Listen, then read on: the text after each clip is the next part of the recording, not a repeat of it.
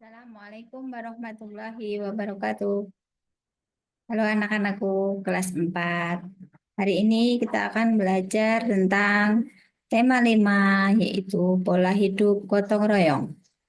Nah, sebelum kita belajar, kita harus tahu tujuan pembelajaran kita hari ini. Yang pertama, mampu membangun tim dan mengelola gotong royong untuk mencapai tujuan bersama.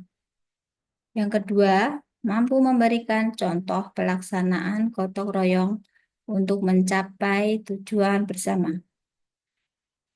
Sebelum kita ke gotong royong, apa itu gotong royong? Di dalam sila-sila Pancasila, mulai dari sila pertama hingga kelima, mengandung sikap gotong royong. Pancasila adalah pandangan hidup bangsa Indonesia. Setiap sila yang di dalamnya dibentuk dari nilai-nilai yang terdapat dalam budaya bangsa Indonesia. Gotong royong merupakan nilai-nilai Pancasila dalam bingkai persatuan dan kesatuan. Nilai persatuan tersebut didasar pada nilai ketuhanan dan kemanusiaan yang menekankan pada kesejahteraan bersama berdasarkan sikap gotong royong.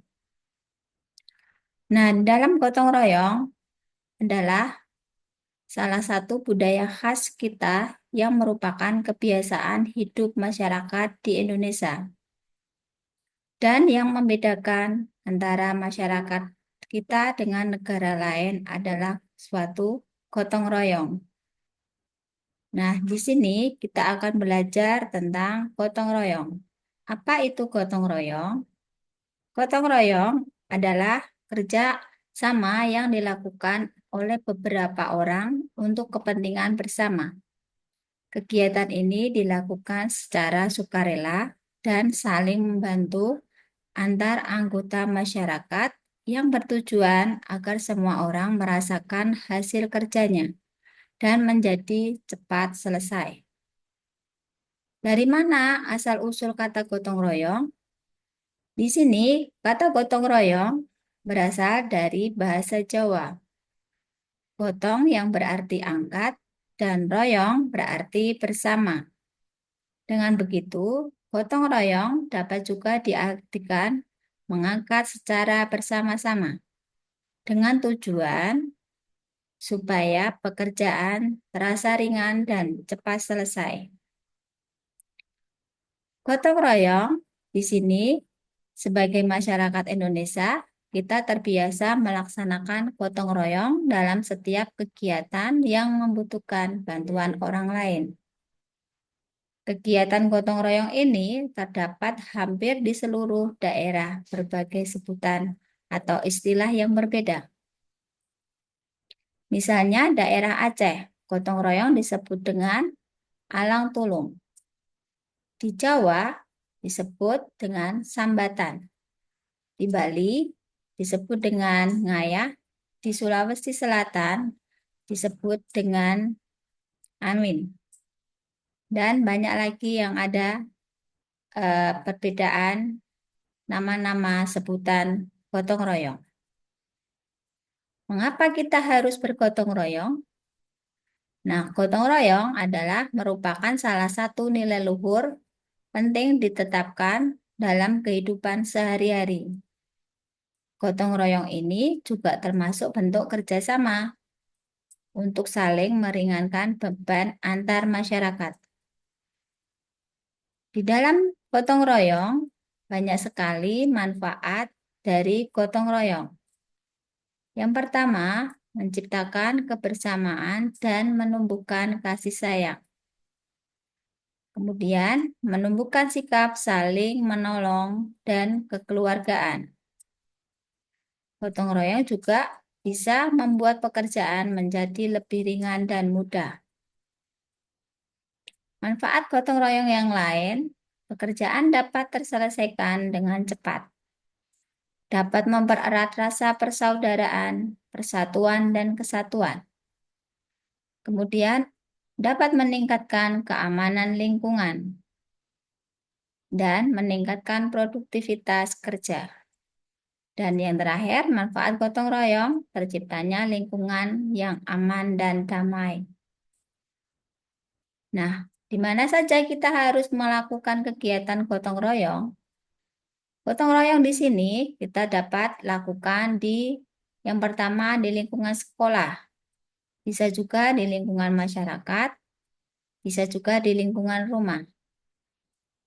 Contoh dari di lingkungan sekolah, membersihkan kelas secara berkelompok dan bergilir. Bekerja bakti membersihkan lingkungan. Kemudian bisa juga mengumpulkan dana sosial untuk membantu siswa yang kurang mampu. Kemudian bisa mengaktifkan kegiatan belajar kelompok. Nah, contoh-contoh yang lain, gotong royong di lingkungan masyarakat. Contoh yang pertama, melaksanakan kerja bakti untuk kebersihan lingkungan. Kemudian, membantu tetangga yang sedang mengalami kesusahan. 3. Menggiatkan program Siskamling atau pos ronda. 4. Membantu warga yang sedang mendirikan rumah. Kelima, membantu warga yang mengadakan hajatan. Kemudian, ada lagi membantu warga bersama-sama membangun sarana umum. Itu juga bisa disebut dengan contoh-contoh gotong royong di lingkungan masyarakat. Dan masih banyak lagi contoh-contoh di lingkungan masyarakat. Kemudian, contoh gotong royong di lingkungan rumah. Yang pertama, bertanggung jawab terhadap kebersihan dan kerapian rumah. Yang kedua, menjaga kebersihan rumah. Ketiga, mengerjakan tugas masing-masing sesuai kesepakatan bersama. Misalnya kalau ada adik bersihannya kurang rapi, bisa dikerjakan sama mamahnya atau ayahnya. Nah, di sini macam-macam contoh gotong royong di lingkungan masyarakat dan lingkungan rumah. Nah, dari semuanya itu ada kesimpulan, yaitu gotong royong merupakan praktik yang sangat berharga dalam kehidupan masyarakat Indonesia. Gotong royong juga bisa mencerminkan nilai kebersamaan, solidaritas, dan keperluan yang penting untuk menciptakan masyarakat yang harmonis dan sejahtera. Gotong royong juga bisa meringankan beban orang lain, bisa meringankan beban orang lain atau pekerjaan orang lain. Demikian tadi eh, materi yang disampaikan tentang gotong royong. Semoga bisa dipahami. Wassalamualaikum warahmatullahi wabarakatuh.